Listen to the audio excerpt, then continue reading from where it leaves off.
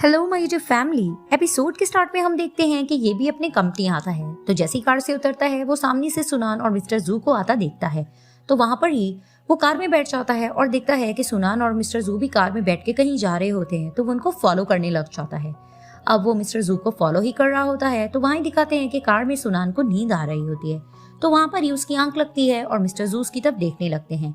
तो सुनान नींद में अपनी और येबी के साथ बिताए हुए पल को सोच रही होती है। फ्लैशबैक में दिखाया जाता है कि सुनान येबी को एयरपोर्ट ड्रॉप करने आती है।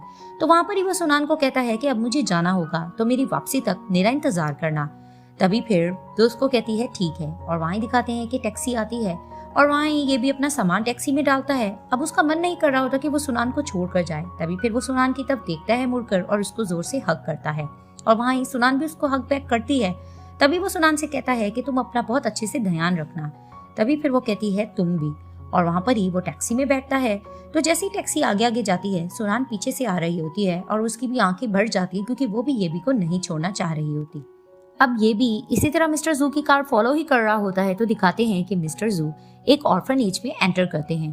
तो जैसे ही वो अंदर एंटर करते हैं तो गेट बंद हो जाता है और ये भी बाहर ही वेट करके बैठा रहता है। तो दिखाते हैं जैसे ये लोग अंदर जाते हैं एक लेडी आती है, मिस्टर जू को बहुत सी फाइल्स देती है और बताती है कि ये 1996 की डिटेल्स हैं। तो वहां पर ये सुनान बैठकर वो सारी फाइल्स को सर्च कर रही होती है और डिटेल देखने की कोशिश करती है कि शायद उसको कुछ ना कुछ मिल जाए। तो जैसे ही वो देख रही होती है उसको कुछ भी नहीं मिल रहा होता। आखिर फिर वो नाकाम हो जाती है और मिस्टर जू को इशारा करके कहती है कि मुझे तो यहाँ कुछ नहीं मिल रहा।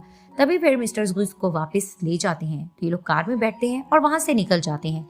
जैसे ये लोग चले जाते हैं तो दिखाते हैं कि ये भी अपनी कार से निकलता है और वहीं जाके डोर बजाता है और गेटकीपर से इन्फॉर्मेशन लेता है कि मुझे ये बताओ कि ये दोनों पर्सन जो आए थे आखिर ये किस काम से आए थे। तो गेटकीपर कहता है कि मुझे तो इसके बारे में कुछ पता नहीं है, आई एम सॉरी। तो वो गेट बंद कर देता है।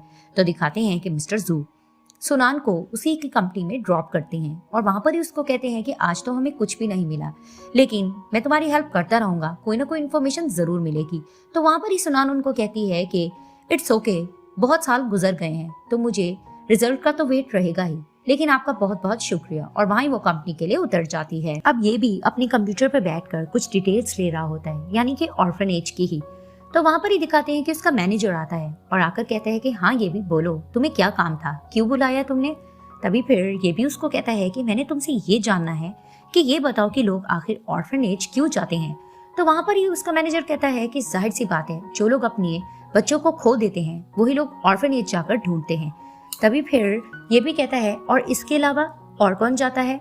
तभी फिर उसका मैनेजर कहता है कि इसके अलावा फिर तो वही लोग जाते हैं कि जो लोग अपने बच्चों को बर्थ नहीं देना चाहते, वो लोग ऑर्फनेज अपने बच्चे दे देते हैं। तुम्हें पता है हमारी कॉलोनी में ही एक कपल ऐसा था जिनकी शादी भी नहीं हुई थी, उन्होंने अपने बच्चे को ऑर्फनेज दे दिया था और सीक्रेटली जाकर उसकी केयर भी करते थे। तभी फिर वो कहता है कि ये भी क्यों, क्या हुआ, क्या तुम किसी को अडॉप्ट करना चाहते हो। तो वहां पर ये भी उसको कहता है कि नहीं, मैंने सुनान को आज एक ऑर्फनेज जाते देखा। तो वहीं उसका मैनेजर कहता है क्या सुनान को, कहीं ऐसा तो नहीं कि तुम्हारा और उसका एक सिक्योरिटी बच्चा हो और क्या पता उसने बर्थ भी दिया हो और वो उसके साथ छुप छुप के मिलने जाती हो। तभी फिर वो उसको कहता है कि और तुम अमीर भी हो गए हो, क्या पता वो तुमसे पैसा भी लेना चाहती हो। तो वहां पर ही ये भी खामोश होता है। तो उसका मैनेजर कहता है कि अगर वो तुमसे पैसा नहीं भी लेना चाहती ना, तो ये भी उस बच्चे के रिस्पॉन्सिबल तुम ही होगे। और वहां पर ही ये भी ये बात सुनकर सोच में पड़ जाता है। अब दिखाते हैं कि सुनान ऑफिस में अपना वर्क कर रही होती है। तो वहां पर ही असिस्टेंट आती है और आकर कहती है कि सुनान आपसे मिलने के लिए कोई बाहर आया है। तभी वो अपना काम छोड़ती है और बाहर चली जाती है। तो जैसे ही वो जाती है वो देखती है कि आगे ये भी खड़ा है। तभी वो कहती है ये भी क्या मसला है। तभी वो फिर से उसका हाथ पकड़ता है और खींच के अपने साथ उसको कहीं ले जाता है। अब वो चिल्ला रही होती है कि तुम चाहते क्या हो। तभी फिर वो उसको सीढ़ियों की तरफ लेके जाता है। तो कहती है कि आखिर फिर क्या हो गया है। तभी फिर वो उसको चुप करवाता है और उसको कहता है कि सुनान मुझे ये बताओ आज तुम ऑर्फनेज क्या कर रही थी। तभी फिर वो कहती है क्या तुम दोबारा से मेरा पीछा कर रहे थे। तभी फिर वो उसको कहता है कि क्या तुम मुझसे कुछ छुपा रही हो। तभी वो कहती है कि ये तुम्हारा मसला नहीं है, अगर तुम्हारा हो गया है तो मैं यहाँ से जा रही हूँ। तभी फिर वो उसको रोक कर कहता है क्या तुम वहां पर किसी को ढूंढ रही थी। तभी वो हैरानगी से देखती है इसको और कहती है कि क्या तुम्हें क्या लगता है, क्या मैं किसी अपनी बिछड़ी हुई सिबलिंग को ढूंढ रही थी, या मैं किसी खोए हुए बच्चे को ढूंढ रही थी, या कि अपने बच्चे को। तभी फिर वो कहता है कि मुझे क्या पता।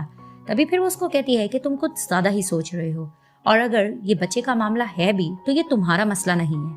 तभी फिर वो उसको कहता है कि सुनान मैं एक आदमी हूँ, अगर बच्चों जैसी चीज को लेकर तुम कोई मसला कर रहे हो तो तुम्हें नहीं करना चाहिए। तभी फिर वो उसको कहती है कि 5 साल पहले मैं बिल्कुल भी प्रेग्नेंट नहीं थी, ना ही 5 साल पहले मैंने किसी बच्चे को जन्म दिया है, और मैं इतनी भी पागल नहीं हूँ कि बच्चे जैसी चीज को लेकर मैं तुम्हारे साथ कोई मजाक करूंगी। तभी फिर वो उसको ये बातें सुनाकर वहां से चली जाती है और वहां भी थोड़ा अपसेट खड़ा हो जाता है कि आखिर ये सब कुछ चल क्या रहा है। और ये पार्ट यहाँ ही एंड हो जाता है।